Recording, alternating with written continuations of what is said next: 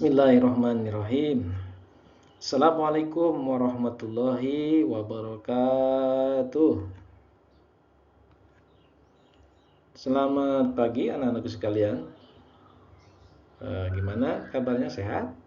Alhamdulillah. Orang tua sehat? Alhamdulillah. Keluarga? Alhamdulillah. Ada yang tidak hadir hari ini?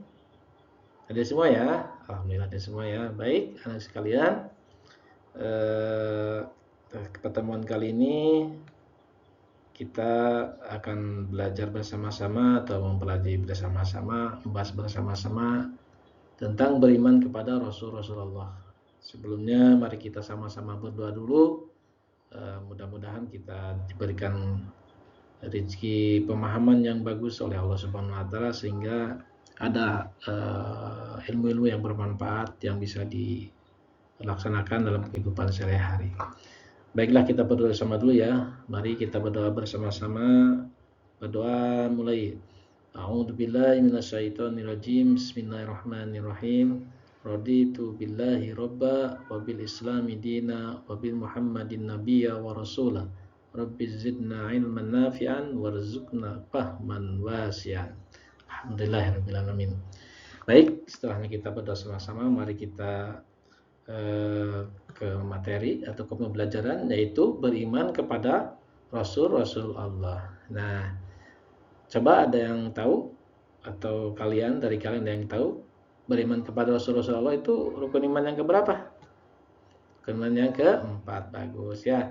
Jadi rukun iman ada berapa semuanya? Ada 6. Yang pertama iman kepada Allah.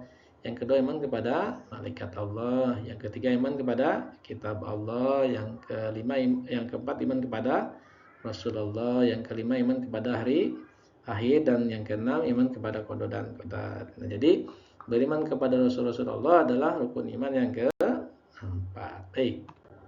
Ini adalah peta konsepnya ya, atau bahasan garis besarnya ya. Yang pertama iman kepada Rasul, yang kedua makna iman kepada Rasul, yang ketiga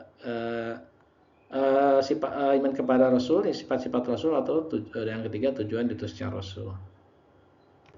Nah, ini yang pertama kita bahas dulu makna iman kepada Rasulullah. Jadi iman kepada Rasulullah berarti meyakini dengan sepenuh hati bahwa Allah telah mengutus para Rasul untuk menyampaikan wahyunya kepada umat manusia. Nah, Rasul-Rasul ini bertugas membimbing umat ke jalan yang benar agar mencapai kebahagiaan dunia dan akhirat. Nah, ini jadi makna iman kepada Rasul itu yaitu meyakini bahwa Allah telah mengutus para Rasul. Kita harus benar-benar yakin dengan sepenuh hati ya. Karena Rasul-Rasul itu bertugas membimbing kita semua sebagai umat ke jalan yang benar, jalan yang mencapai kebahagiaan dunia dan akhirat. Nah, ini dalilnya ya. Dalil tentang iman kepada Rasul, yaitu dalam Quran surat Al-Ahzab surah ke-33 ya, ayat 21. A'udzubillahi minasyaitonirrajim. Laqad kana lakum fi Rasulillahi uswatun hasanah. Yang artinya sungguh telah ada pada diri Rasulullah itu suri teladan yang baik bagimu. Ini dijelaskan bahwa sudah ada teladan, sudah ada contoh baik ya, akhlak baik dari Rasulullah. Sudah ditampakkan bahwa di diri Rasulullah itu adalah seorang teladan atau seorang contoh yang baik bagi umat manusia. Nah, ini adalah nama-nama Rasul yang wajib diimani ya. Ada berapa nama-nama Nabi atau Rasul yang wajib diimani? Banyak ya. Semuanya sebetulnya banyak, Nabi dan Rasul itu banyak, tidak terhitung ya. Ada ratusan, ada ribuan bahkan. Tapi yang diimani oleh kita ada 25 ya, sebagai bagian dari rukun iman keempat. Ya, umat Islam atau kita semua wajib beriman kepada 25 Rasul yang diutus oleh Allah Subhanahu wa taala. Nah, ini berikut adalah daftar nama Rasul tersebut. Coba kita bareng-bareng. Yang pertama adalah Nabi Adam alaihissalam, yang kedua Nabi Idris alaihissalam, yang ketiga Nabi Nuh alaihissalam, yang keempat Nabi Hud alaihissalam, yang kelima Nabi Saleh alaihissalam, yang keenam Nabi Ibrahim alaihissalam, yang berikutnya Nabi Lut alaihissalam, yang 8 Nabi Ismail alaihissalam, 9 Nabi Ishak alaihissalam, 10 Nabi Yakub alaihissalam, 11 Nabi Yusuf alaihissalam, 12 Nabi Ayub alaihissalam, 13 Nabi Shu'aib alaihissalam, 14 Nabi Musa alaihissalam, 15 Nabi Harun alaihissalam, 16 Nabi Zulkifli alaihissalam, 17 Nabi Daud alaihissalam, 18 Nabi Sulaiman alaihissalam, 19 Nabi Ilyas alaihissalam, 20 Nabi Ilyas alaihissalam, nomor 21 Nabi Yunus alaihissalam, nomor 22 Nabi Zakaria alaihissalam, nomor 23 Nabi Yahya alaihissalam, nomor 24 Nabi Isa alaihissalam, dan yang terakhir adalah Nabi kita semua ya, penutup para Nabi atau khatamin nabiyin, yaitu Nabi besar Muhammad Shallallahu Alaihi Wasallam. Itu 25 Nabi yang wajib kita imani. Nah, di sini ada sifat-sifat wajib Rasul. Ya. Apa sifat-sifat wajib Rasul atau sifat-sifat yang wajib dimiliki Rasul? Nah, di sini Rasul memiliki 4 sifat wajib, artinya 4 sifat yang harus dimiliki Rasul. Yang pertama sidik atau jujur. Yang kedua amanah, dapat dipercaya. Yang ketiga tabligh, menyampaikan. Yang kelima patonah atau cerdas. Nah, di sini penjelasannya. Apa itu sidik? Nah, sifat wajib Rasul yang pertama sidik, artinya jujur. Jadi para Rasul itu selalu berkata benar dan tidak pernah berdusta. Nah, kejujuran ini adalah landasan utama agar umat dapat mempercayai pesan-pesan yang mereka bawa. Dan yang kedua, sifat wajib Rasul yang kedua adalah amanah, yaitu dapat dipercaya.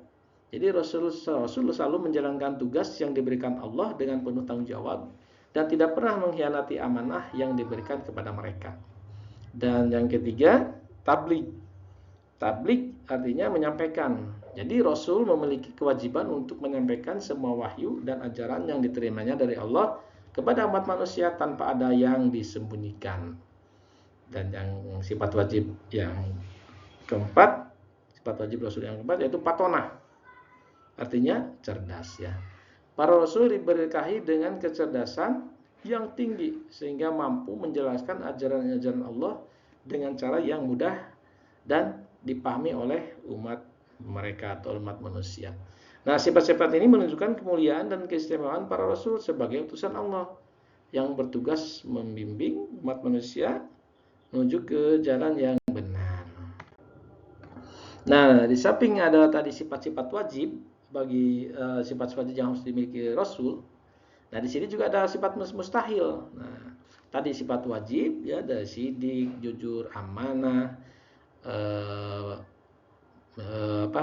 amanah ya, dapat dipercaya, terus tabligh, menyampaikan, dan patonah, cerdas. Nah, itu sifat wajib. Di sini ada juga sifat mustahilnya. Mustahil itu yang tidak mungkin ya. Jadi sifat mustahil Rasul itu, sifat mustahil bagi Rasul artinya sifat yang tidak boleh ya, tidak mungkin dan tidak mungkin dimiliki Rasul. Jadi tidak boleh atau tidak mungkin. Yang pertama sifat yang tidak boleh atau tidak mungkin yang dimiliki Rasul, yang pertama kizib. Nah, artinya dusta. Jadi kebalikan dari tadi sidik ya, jujur. Yang kedua, sifat yang tidak boleh dimiliki Rasul atau tidak mungkin yaitu khianat. Atau kebalikan dari amanah ya, berkhianat. Yang ketiga kitman, kebalikan dari tabligh atau menyembunyikan. Tadi menyampaikan, tabligh, kitman, menyembunyikan. Yang keempat yaitu baladah, artinya bodoh, kebalikan dari sifat wajib Rasul yaitu patonah atau cerdas. Nah, ini penjelasannya. Al-kizib artinya sifat mustahil atau yang tidak boleh dimiliki Rasul. Yang pertama al-kizib ya, tidak mungkin Rasul memiliki sifat kizib atau Rasul mustahil berdusta karena mereka menyampaikan wahyu Allah. Jika mereka berdusta maka akan merusak kebenaran wahyu yang dibawa. Kemudian sifat yang tidak boleh atau tidak mungkin dimiliki Rasul yaitu al-khianah atau berbuat curang atau khianat. Artinya Rasul tidak mungkin berkhianat, misalnya menyembunyikan atau mengubah wahyu. Nah, jadi mereka selalu amanah dalam menyampaikan pesan-pesan Allah. Yang ketiga, sifat mustahil atau sifat yang tidak boleh dimiliki Rasul, al-kitman. Artinya Rasul mustahil menyembunyikan sebagian wahyu atau petunjuk Allah karena tugas mereka adalah menyampaikan semua kepada umat. Dan sifat mustahil atau yang tidak boleh dimiliki Rasul, yang keempat, yang terakhir, al-jahal atau bodoh. Artinya Rasul tidak mungkin bodoh karena mereka diberi ilmu dan petunjuk langsung dari Allah Subhanahu wa taala. Mereka juga diberi hikmah dan kemampuan syariatnya. Nah, tujuan diutusnya Rasul untuk apa? Nah, di sini ada tujuan Rasul. Yang pertama, tujuan diutusnya Rasul. Yang pertama, menyampaikan wahyu Allah. Yang kedua, membimbing manusia ke jalan yang lurus. Yang ketiga, memberi kabar gembira dan peringatan. yang keempat menjadi teladan bagi umat, dan yang kelima menyempurnakan akhlak manusia, kemudian terakhir menegakkan keadilan di muka bumi. Itu ya, ada 6 tujuan diutusnya Rasul. Nah, hikmahnya apa? Hikmah beriman kepada Rasul. Nah, hikmah dari keimanan kepada Rasul antara lain meneladani akhlak mulia, ya, kemudian memperkuat keimanan kepada Allah Subhanahu wa taala, kemudian membentuk kepribadian yang baik, dan hikmah beriman kepada Rasul yang terakhir yaitu serta mendapatkan kebahagiaan di dunia dan akhirat. Nah, tadi ya, itu yang bisa Bapak sampaikan dan kita pelajari sama-sama tentang beriman kepada Rasul-Rasul Allah, atau beriman kepada rukun iman yang keempat, yaitu beriman kepada Rasul-Rasul Allah. Dan tadi penjelasan dari Bapak, mudah-mudahan kalian bisa pahami semuanya dan bisa dimengerti, dan mudah-mudahan dengan pelajaran hari ini atau pertemuan kali ini kita bisa meningkatkan keimanan kita kepada Rasul-Rasul Allah atau utusan-utusan Allah Subhanahu wa taala. Terima kasih. Mari kita terus berusaha menjadi pribadi yang lebih baik dan mengikuti jejak para Rasul Allah Subhanahu wa taala. Sekian dan Bapak tutup. Assalamualaikum warahmatullahi wabarakatuh. Terima kasih.